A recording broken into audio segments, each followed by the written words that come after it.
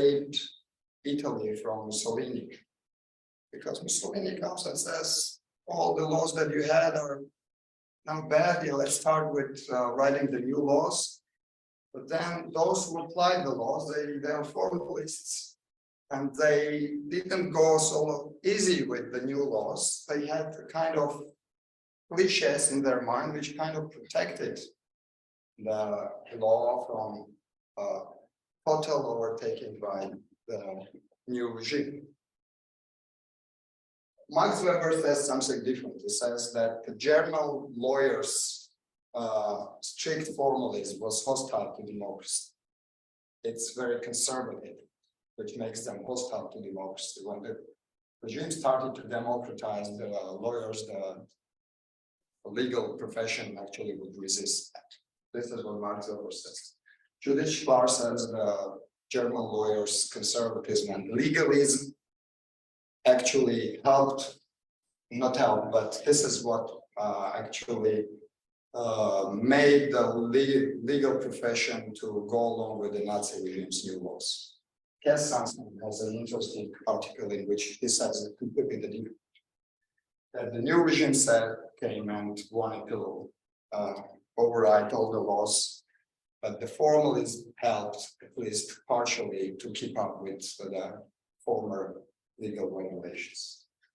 So I'm not ready to provide a definitive answer about formalism, its place in the legal culture, but for me, quite clearly, hyperformalism or formalism which overtakes over the substance or the spirit of the law is something that is destructive to the perception of rule of law and democracy, if you wish.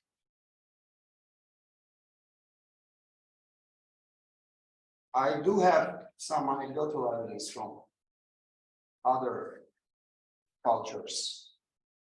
I don't know if I should go into this argument.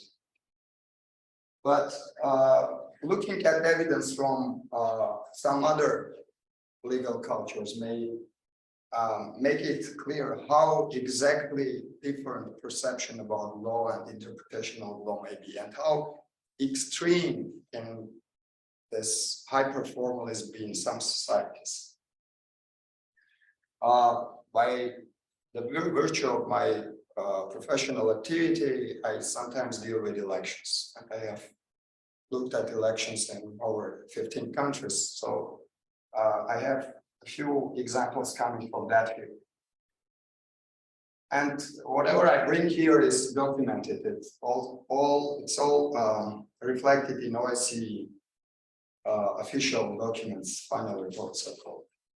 These are, for example, examples from, I think, Belarus, in which one person who wanted to run in elections was denied registration because he didn't declare ownership of shares, some papers that he had, which were worth €2. So the electoral commissions have the database, the state database. I mean, if you have some shares or any papers which are worth €2, you may well forget about them. And when you run in the elections, you don't even remember about them, but the state has the database, and if they click and they identify that you have something that is worthless, but you have to remember about them. If you don't, then you don't qualify. By the way, electoral rights are, according to the European Convention on Human Rights, they're fundamental rights. Fundamental right to run in elections is undermined by these formalistic things. A lot of examples in which people are denied registration because they fail to do something, declare some minor things, etc. In Ukraine, now imagine about this figure, 85% of complaints were denied consideration because of, this is again a citation from a report, minor technical grounds. And I've seen these minor technical grounds. You forget to indicate your telephone number, or you forget to indicate area code of, I don't know, of the address, or you indicate the address, I don't know, omit something. I've really seen this omissions. 85% of all complaints. It means you almost don't have a chance to complain about your electoral vote. Only 50% of the complaints proceed. That's about Ukraine. The same in Belarus. I mean, this is a big figure. So many candidates were disqualified because they did minor omissions. I understand someone can be disqualified. That's normal. But for minor omissions, this is a very big figure.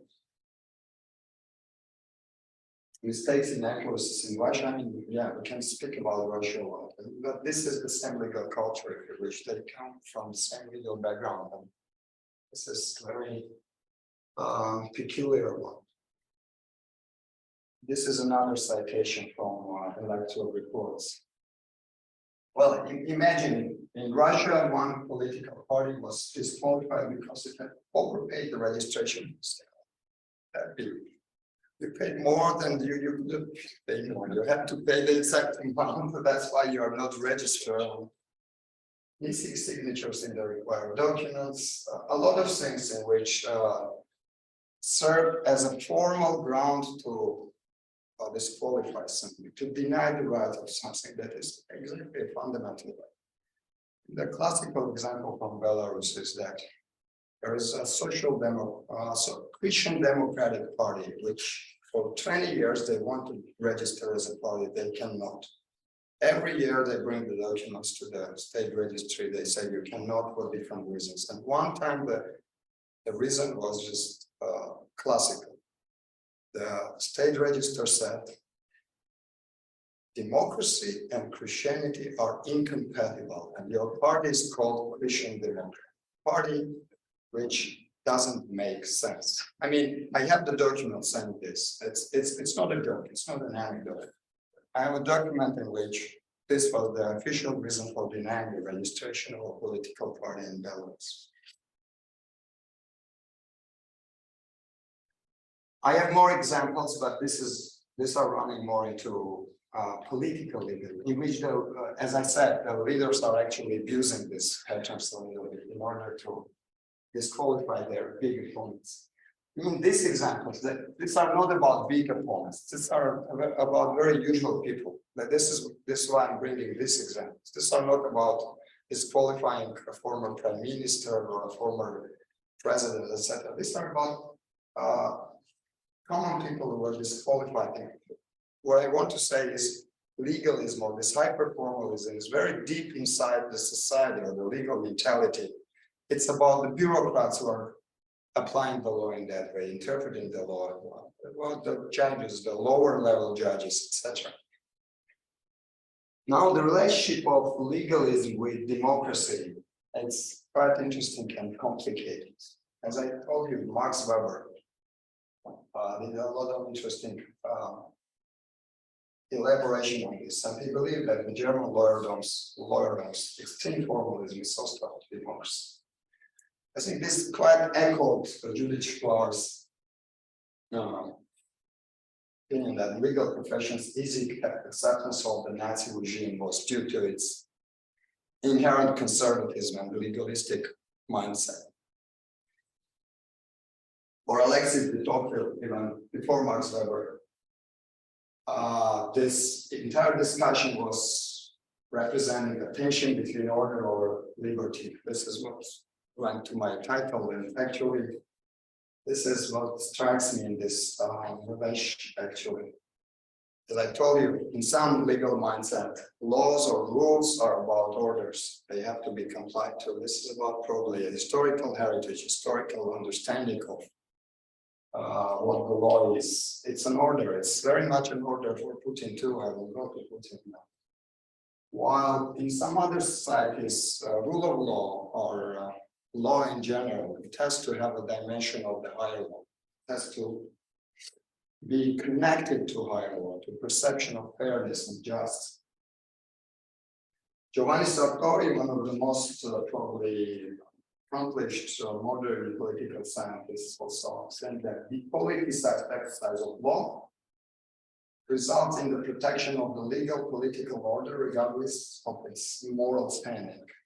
And here he came with the term facade constitutionalism. And he would speak about a lot of countries, and I can speak about a lot of countries which have constitutions, constitutional rights, which are very advanced on the paper, but then they're mere facades. For example, I did a lot of work in Central Asia. They have all the rights, all the constitutional institutions that you have, that France has, Germany has.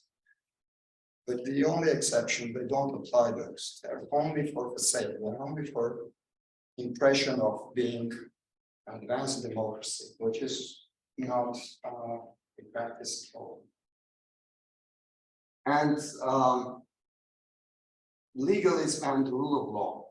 Actually, before going to Putin, I mean, when we spoke once at professor in a forum about the perception of rule of law in Europe, I think rule of law is a concept which inherently includes the meaning of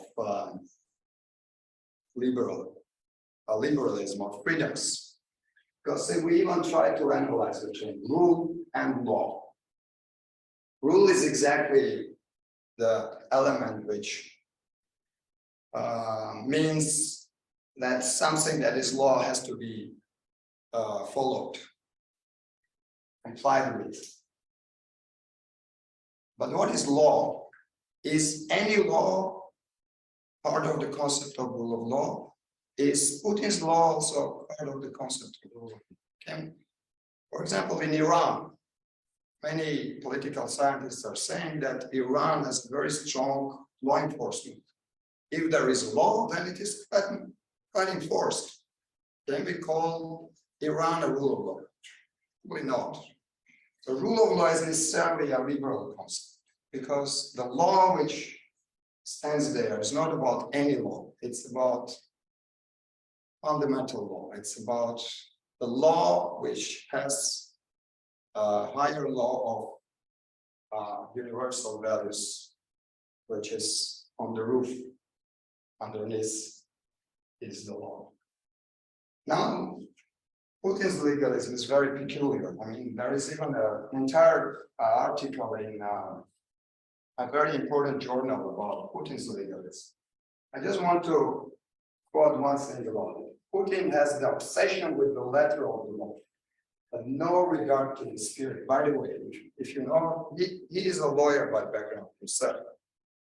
And his predecessor, Medvedev, who changed him one time in the presidency, was a lawyer too, and they graduated from the same law school in St. Petersburg. They are what I call legalist lawyers, and the entire Russian or Soviet legal system, I will go to explanations of why this is a very legalist culture.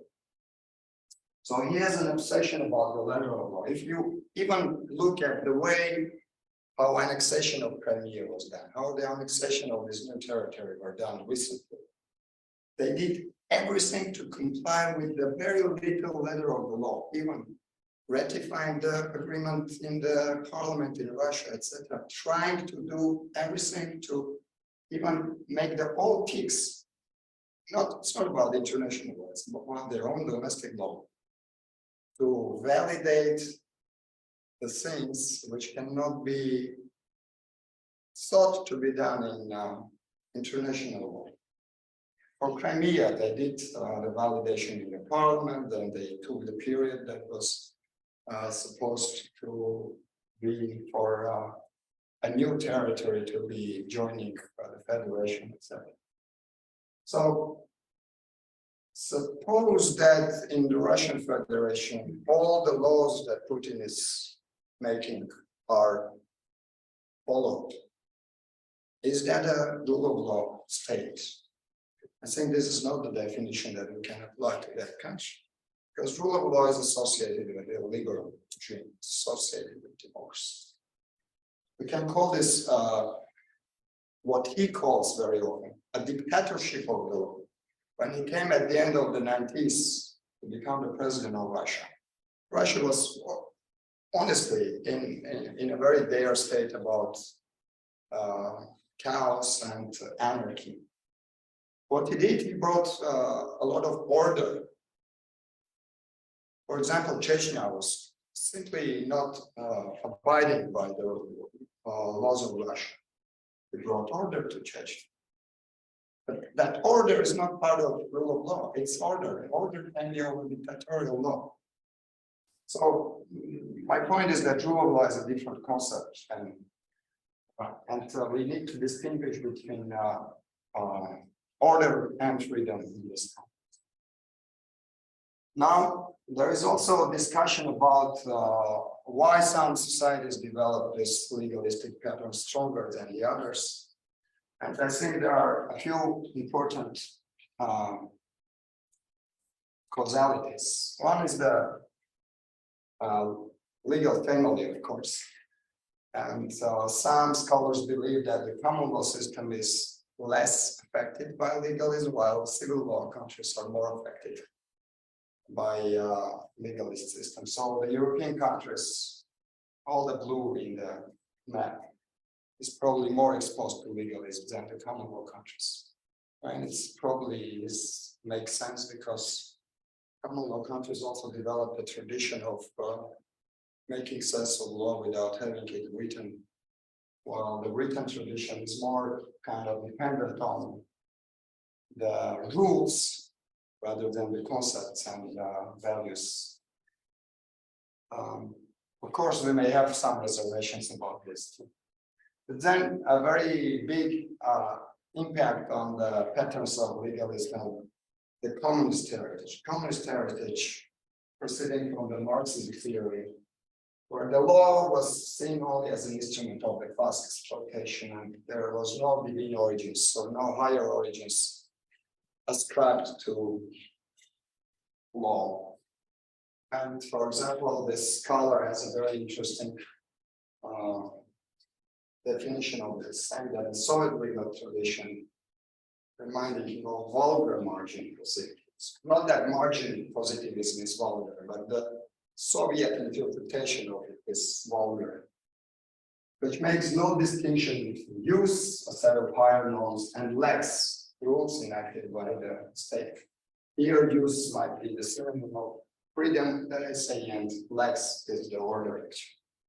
So societies which are continental European tradition and communist or post-communist probably are the most affected by the legalistic tradition. And there are a few of them that I know very well.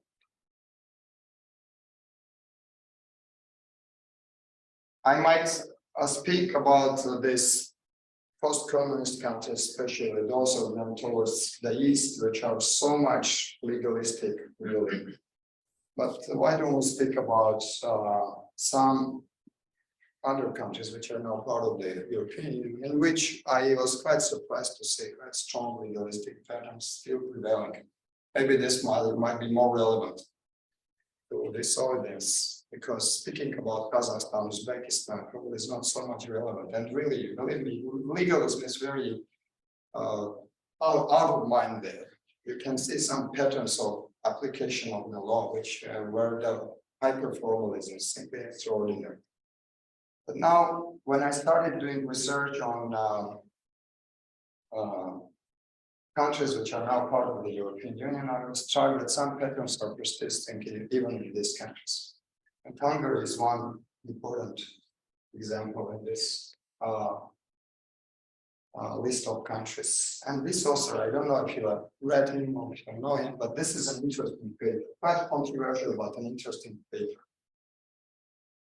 What I call hyperformalism, he calls rule fixation. He says that the Hungarian rule, lawyers are fixed on the rules. That's an interesting term to apply, rule fixation. And you might simply say hyperformalism or formalism. It says rule fixation. It says Hungarian lawyers, they only care about rules. They don't care what is above the rules. They don't care about the spirit of law. They care about the rules. But he has very interesting conclusions. But he says these kind of lawyers, they are like alcoholics. You cannot cure them. They're like that.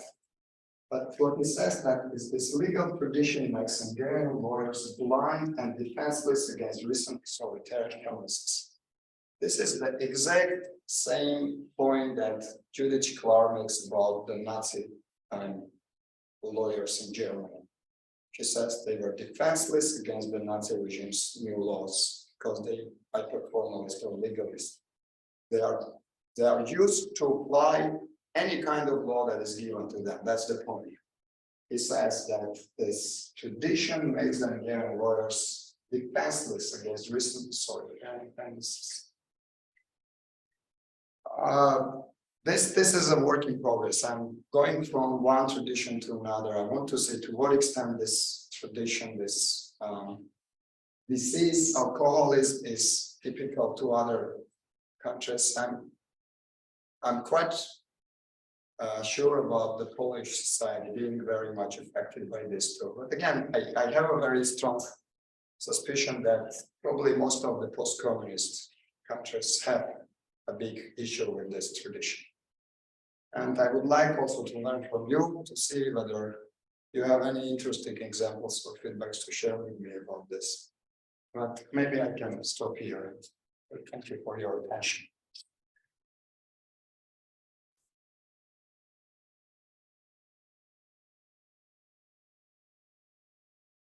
Questions and/or examples?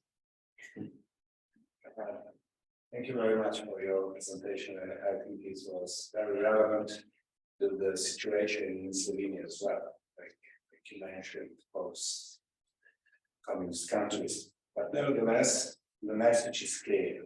Form must serve the substance. If it's the way around, everything is wrong. And like you mentioned, one thing as well is when people are desperate and they feel that they were treated in an unfair way, these are the origins of mafia. Yes. If you are desperate, you have nothing to lose, and I think this is the main thing which it comes in our mind when you decide between order or freedom. Obviously, there's only one logical choice. It's freedom, because freedom is the substance. Thank you. Thank you very much.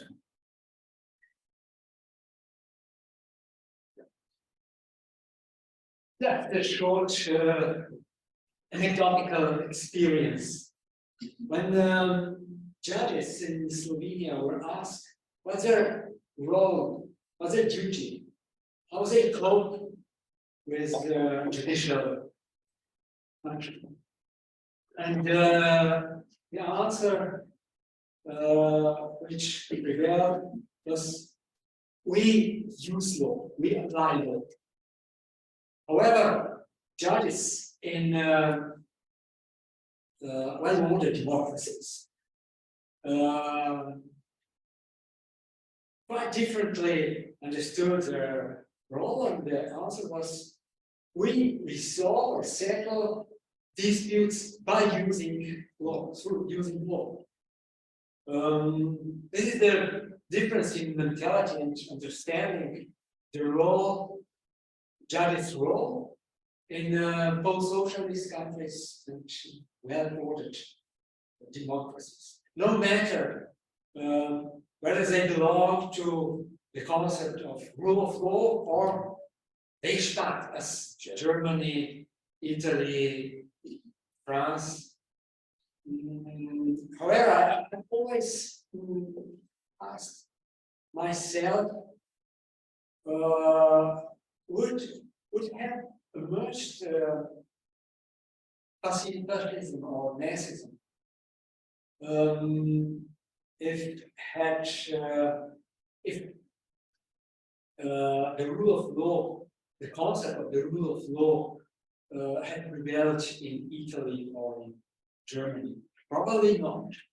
So the most persistent and resilient bulwark against totalitarian tendencies is actually the rule of law, not Rechtsstaat.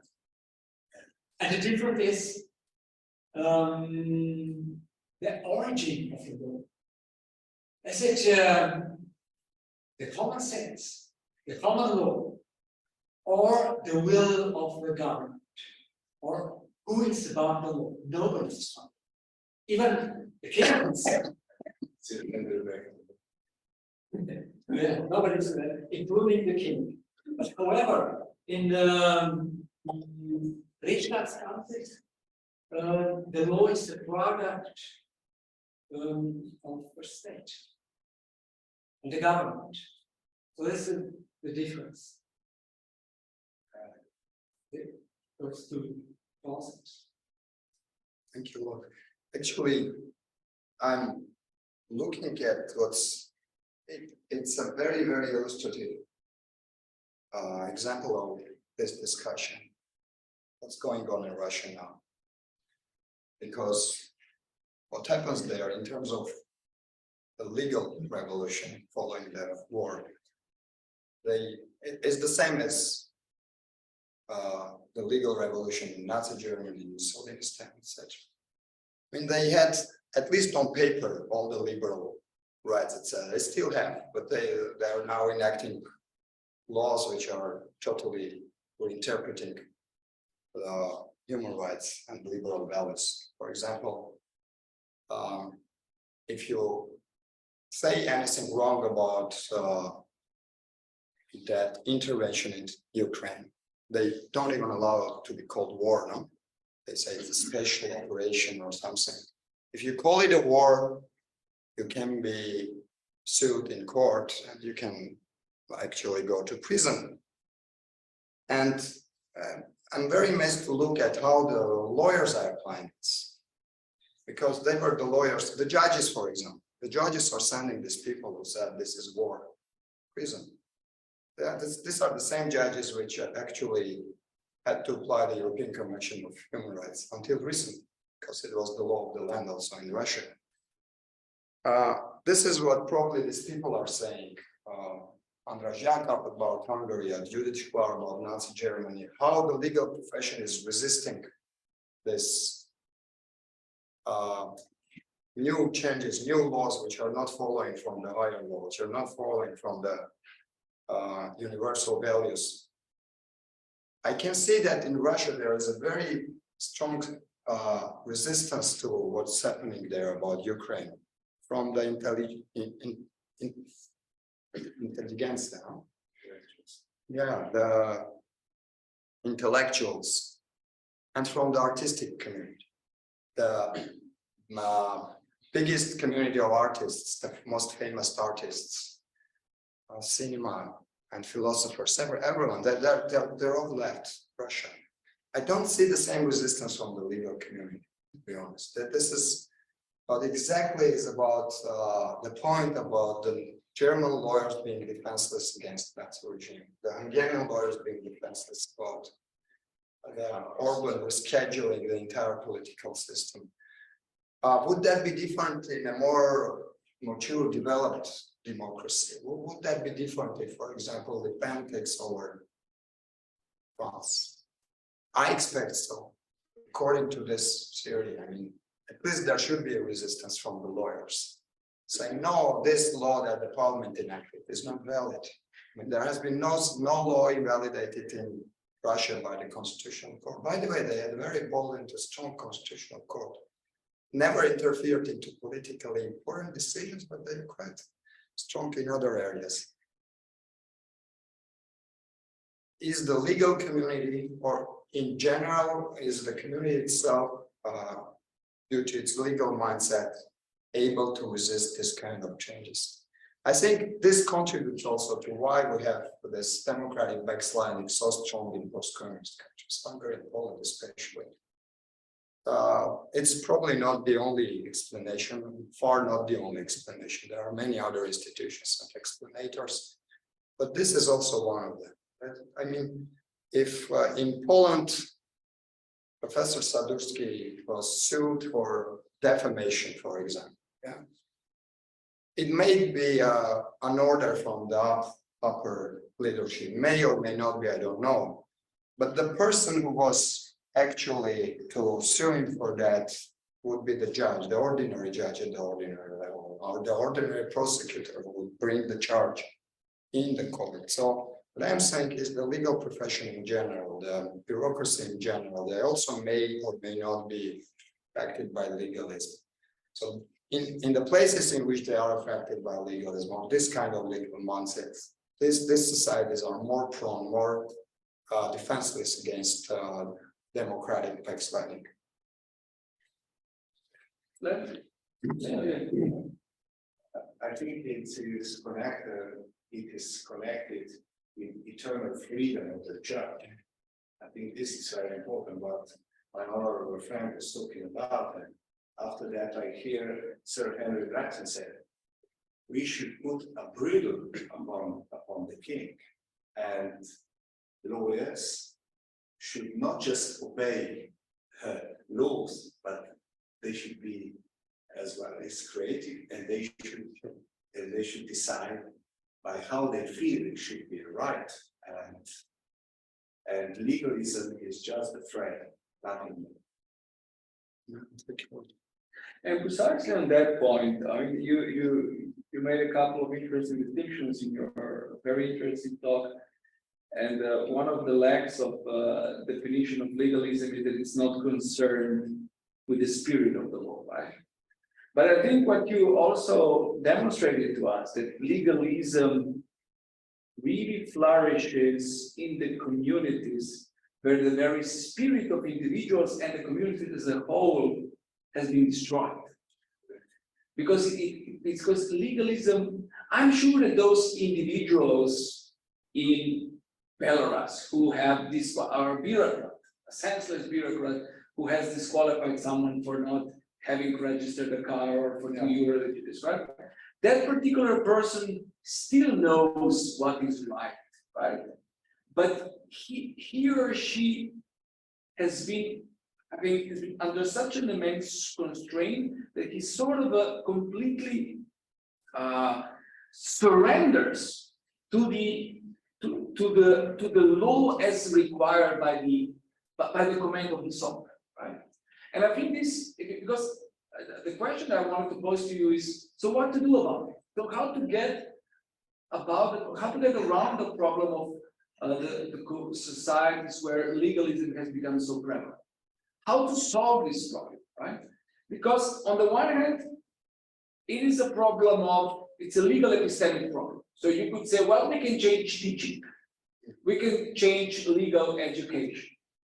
And it can be done, it can be, in bits and pieces, but still, if you have the society as such prone to this kind of legalistic mindset, to treating the law not at all as a gubernaculum, but just as a tool, right? Just as an instrument of governance, then it's really, then the problems are deep and structurally inbuilt in the society. So what to do about it? Because even if Putin vanishes one day, for example, to take this example, the mindset of the common people and the lawyers will remain. Yeah, thank you very much. To be honest, my impression is a little bit different. Okay. You're saying that they are constrained to do this. I exactly bring the examples in which no political stakes are involved. Like this person with 2 euros failure. He was no one, sorry to say, no one. He was not a significant political person. In a different case, for example, a former prime minister in Russia was not registered to compete against Putin. It's 15 years ago. Because he didn't collect enough signatures, but he did collect enough signatures. Simply many of his signatures were disqualified, because let me show you. I don't remember how many, but he had to, under the law, he had to collect, let's say 2,000 in Russia, 100,000 signatures to run. This person was the former prime minister. These are examples how his signatures were disqualified. So if someone put the signatures like this, a little bit out of the borders of the place, this was disqualified. This would be the right way to put it. If someone omitted these 2 figures, this signatures was disqualified. So it's overly legalistic, overly formalistic. So just finding something to disqualify. This was political order, because this person shouldn't have run. But these others, these guys, they were not significant people. They were disqualified by bureaucrats and lower level bureaucrats at the Central Election Commission. This is what I'm saying. It's deep into the legal mindset. This is penetrating into the lower judges, into the lower bureaucrats, everyone, even sitting in the post office. So it's like, oh, the signatures is over the borders. I cannot send this letter. So how to uproot it then? Definitely, if we are talking about the legal culture, then that's a difficult question. I don't know if I have a good answer, but probably the best answer is about education. Education, but education is not in the conventional way, not university. Your university makes the biggest impact in any way, because here is where the lawyers become lawyers. But education, cultural education, social interaction in a larger sense. For example, the European integration has a very, very big impact. The European Convention on Human Rights. The spread of the case law of the European Commission of the Court of Human Rights has a very, very big impact on judges all over the space. For example, in Armenia, judges never knew what is case law. What is case law actually? It's something that is transcends the borders of your literal interpretation of the law. You have to look something that is higher. And that higher is guided by fundamental rights, fundamental values. So this is all education. The judges are educating by reading the decisions of the European Convention of Human Rights. Now, let me tell you another anecdotal thing. And I had that research, empirical research on how judges in post-Soviet countries apply their own constitutions. And I made a comparative analysis between constitutional courts, not even lower level courts, but Supreme Courts in all these countries. And imagine Supreme Courts in Russia, Ukraine, Belarus, Armenia, Georgia, etc. And constitutional courts in the same countries. So I took all recent decisions by these two courts, and I started literally counting references to the Constitution, to norms of international law, but also to some universal values, like to what extent these courts refer to the concept of fairness, equality, justness. And this is what the judges should do, not say something is just or not just, something is equal or not. This is how you elaborate. But imagine and the pattern is the same all over the place. Supreme courts in countries like Russia or Ukraine, in 10 decisions I looked at them, they had only 2 mentions of their own constitutions. And of course, constitutional courts, 20 times, 30 times more. But how can you as a Supreme Court apply a law at that level, not referring to your own constitution, neither to the European Convention of Human Rights, of which you are part? Because at that level, this also represents a legalistic mind. They only are following the letter of their own particular law, the criminal code, civil code in their own country, etc. And this is all over the board, across the board. All constitutional courts are elaborating, and they write decisions which are 50 pages long, etc. Supreme Court, they write decisions which are 2 pages long, no mention of constitution, no mentions of international conventions, nothing. Just this is right, this is wrong. This is also a pattern. So this proliferation of international courts is also something that educates the judges. Now the judges, even at the lower level, they have to refer to the European Convention of Human Rights. It educates them, they have to read the European Convention of Human Rights. Judges in Armenia, they read the European Convention of Human Rights more often than their own constitution. Because I also have another interesting pattern observed. Because there is a separate constitutional court, the lower level courts saying that they are not dealing with the constitution. The constitution is not their own law. They only deal with the statutes. But because they are told that the European Convention of Human Rights is actually something that binds you, they start reading the European Convention of Human Rights. There are more references to the ECHR than to their own constitutions in Armenia and other countries in the region. That's an interesting pattern too. In a way, it's a constitution of its own in the European Convention. So this education in a larger sense, I mean, this is the way out. And change of the generation, change of the generational mindset. We cannot really expect a very quick change in this sense. There has to be a generational change perhaps, but we can be patient. Yes, please. Enforcing the European Convention of Human Rights in more strictly, or just supervising certain decisions that reference in national courts would be a effective way to prevent it from being misinterpreted. Can you please speak up? I really couldn't hear. That's right. To think more focus on correct interpretation of European Convention could prevent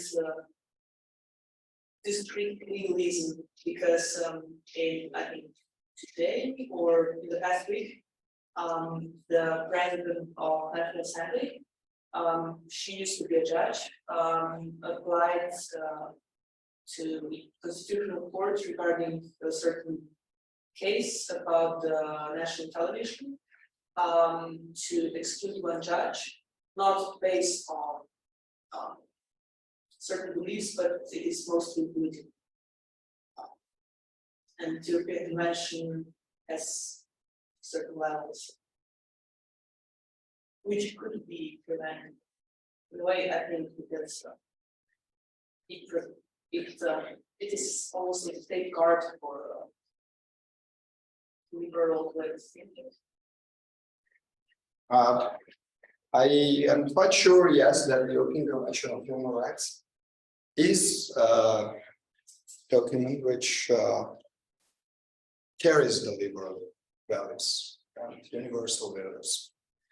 And exactly, I think that this is also has a very, very important educational role, that the lower level judges in countries which are affected by strict positivism or legalist regulation, they start dealing with norms which are not sounding like instructions. The European Convention of Human Rights or any constitution, they are written in a language of concepts and values. They're not giving instructions. While these judges are very often used to instructions rather than norms. The more abstract the language of the document is, the more educational effect it may have in the sense that we're talking about. And the judges learn that the legal norms, like those in the European Convention of Human Rights, have a meaning which may evolve. This is something that for a legalist mindset is quite unusual, because these suprapositivist thinkers, they always think that the law has to have, at least ideally, has to have one specific meaning, which is written on the stone. For one, if I refer to Hans Kelsen's pure theory of law, which is far away from this extraordinary interpretation of law, which I'm kind of describing. And yet, one interesting thing that I learned about Hans Kelsen is that he believed, in the context of his positivist theory, he believed that constitutions cannot include human rights back then.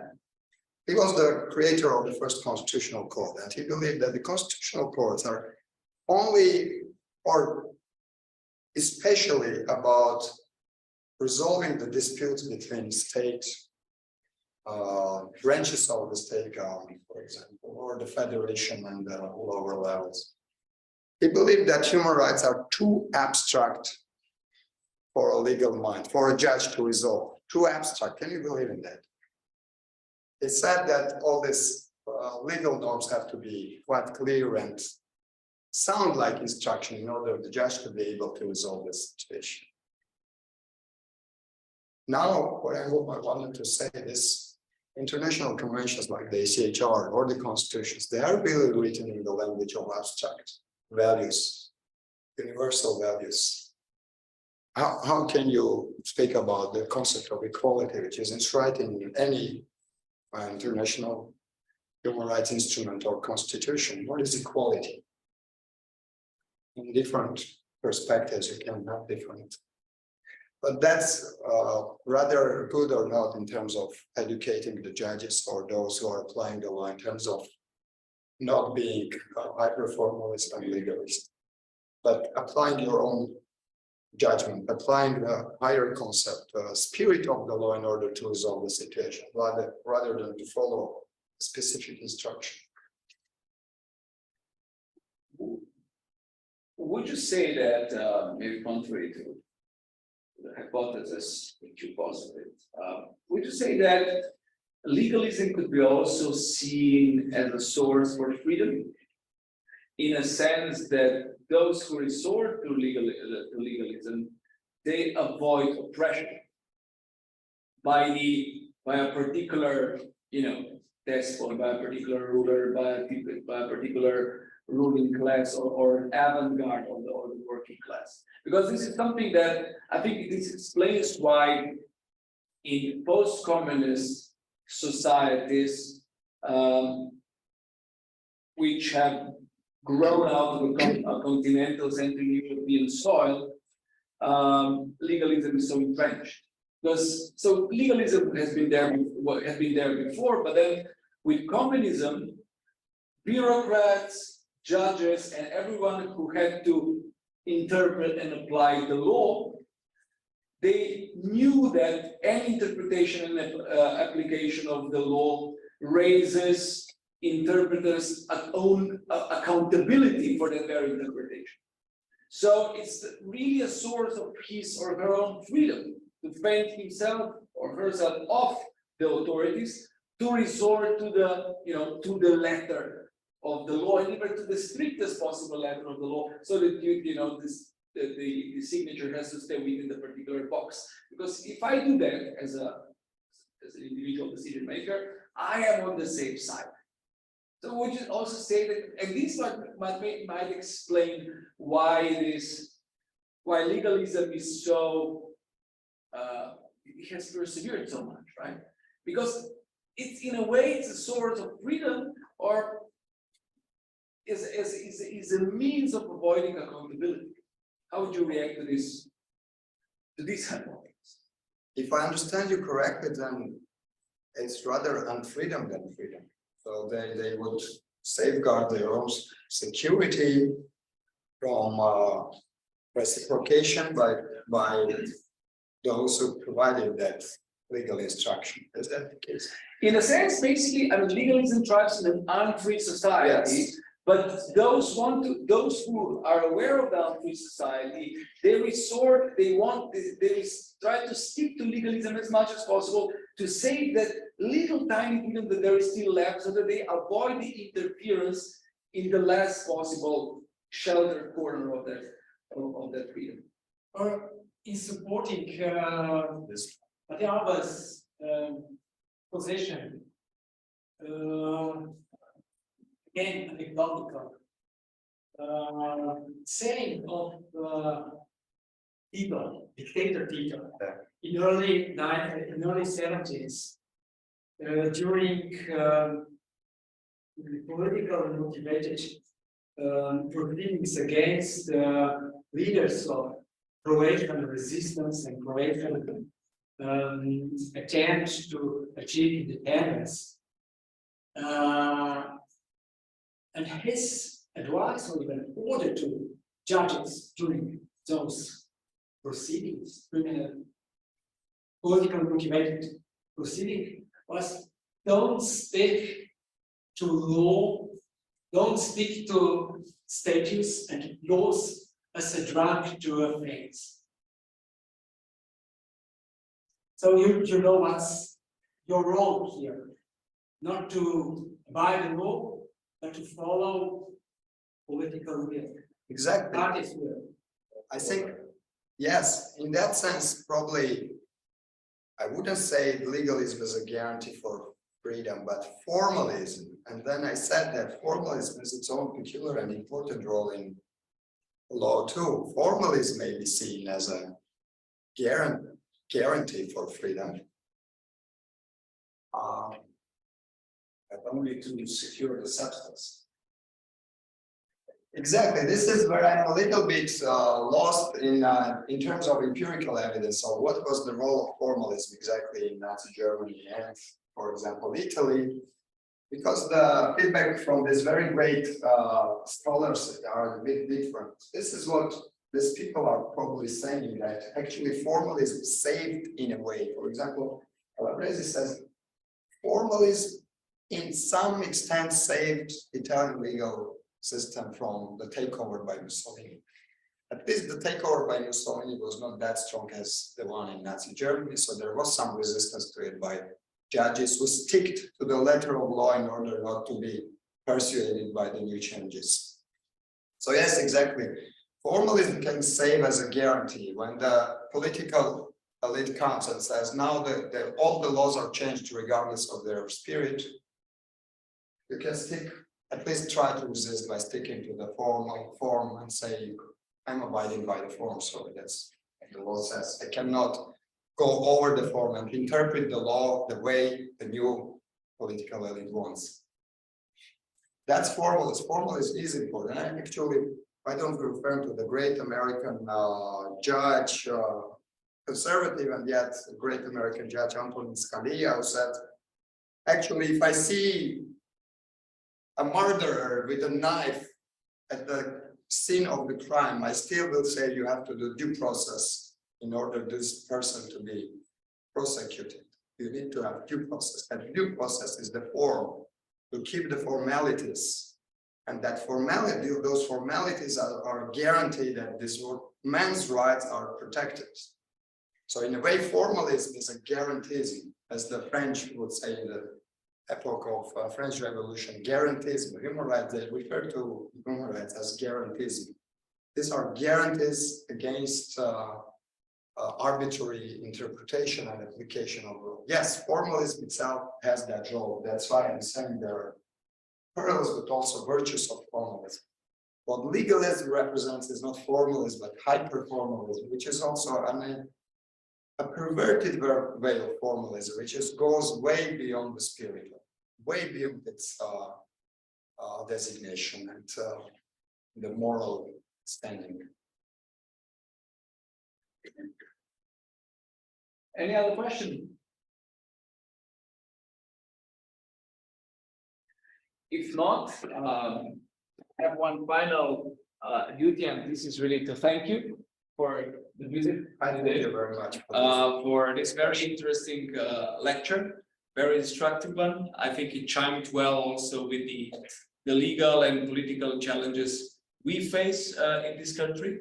I really appreciated all the comparative examples that you presented to us, and I cannot but second your as it were, conclusion that the only road towards improvement of this state of affairs is really education, not just legal education, but education as such, which will in structural terms impact in a positive way, hopefully, the culture of our society's legal cultures. So Armen, thank you very much. Thank you very much.